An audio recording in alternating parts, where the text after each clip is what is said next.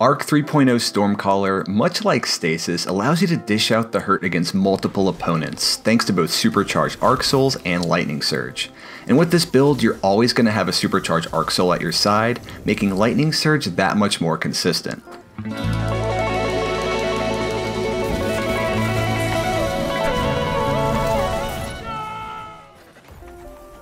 Lightning Surge has quickly become my favorite ability, and it's incredibly strong in 6v6. But that isn't all. There is another. I'm talking about Amplified, and I bet a lot of you either forgot or maybe didn't realize all the benefits that it brings, especially in PvP because it does so much more than just make you run faster and slide further. Here's the breakdown according to the Destiny Data Compendium linked below in the description.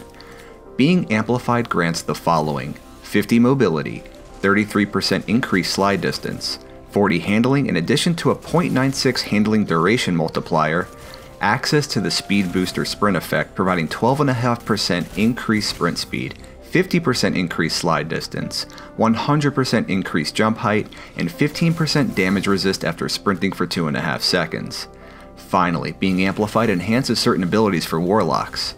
This supercharges our Arc Souls and our melees. All of this lasts for 15 seconds. It's a lot of quiche. You know?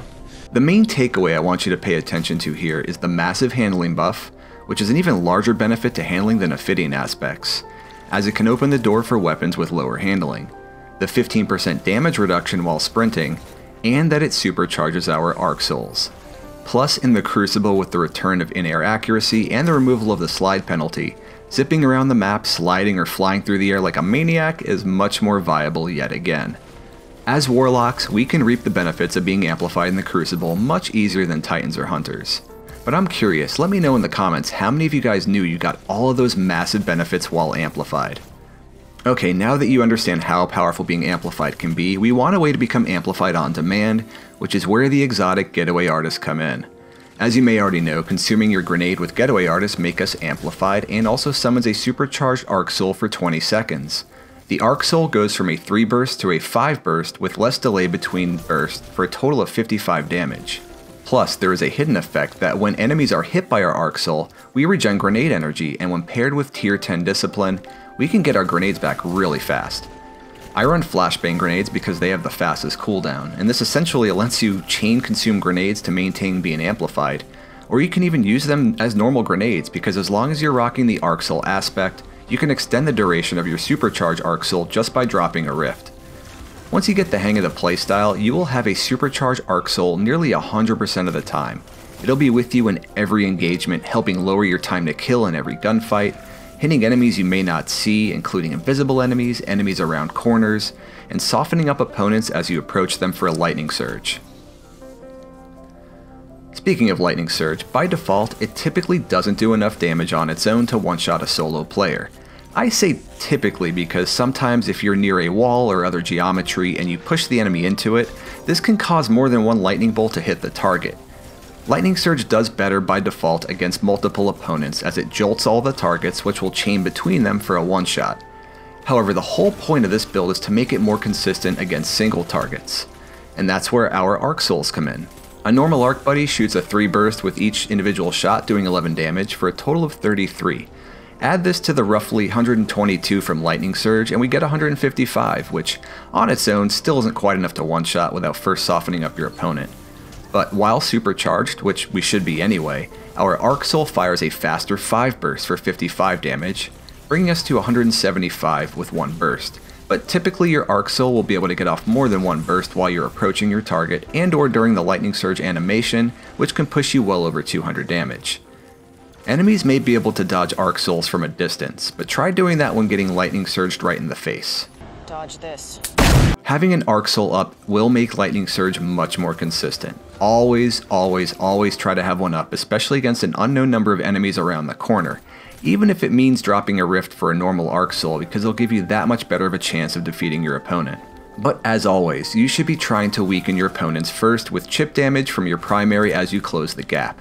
Even just a single shot from a hand cannon or a pulse or a quick burst from an automatic weapon is going to make cleanups that much easier and consistent. But hey, sometimes you can't and you may want to surprise an enemy around the corner, and in those cases the Arc Buddy's got your back and will give you a better shot. I personally find that the fun factor outweighs everything else, so I don't mind when I try to pull off a crazy play with Lightning Surge and it fails, because when it works, it is so satisfying. The rest of the subclass looks like this. Rock whatever super you like. Both Chain Lightning and Flashbang Grenades are taken for the lowest cooldowns possible.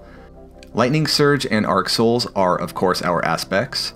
For Fragments, we're going to want Spark of Feedback for both the 10 resilience and the bonus melee damage. Spark of Recharge for more melee and grenade regen when critically wounded. Spark of Resistance for both 10 strength and 10% damage resist while near 2 or more enemies. This can also give you a heads up of how many enemies are around a corner. Finally, I like Spark of Ions, which creates an ionic trace when killing a jolted target. This means every time you kill an enemy that was hit with Lightning Surge, you get 12.5% of your melee and grenade energy plus 15% of your rift energy right back. For stats and mods, as I mentioned, you'll want tier 10 Discipline and Recovery if you can. Next, you'll want to get your strength as high as possible. I'm currently running tier 8 with the help of Radiant Light. Finally, I like to try to hit tier 6 Resilience. I run double Outreach on my class item for a big chunk of melee energy every time we drop a rift, and depending on what weapons I'm using, I'll slot in Invigoration mod to my legs for even more melee energy when I pick up an Orb of Power. Add all of this up and you are just swimming in ability energy. You're almost always amplified with supercharged Arc Souls, and you're going to be dropping Lightning Surges out the wazoo.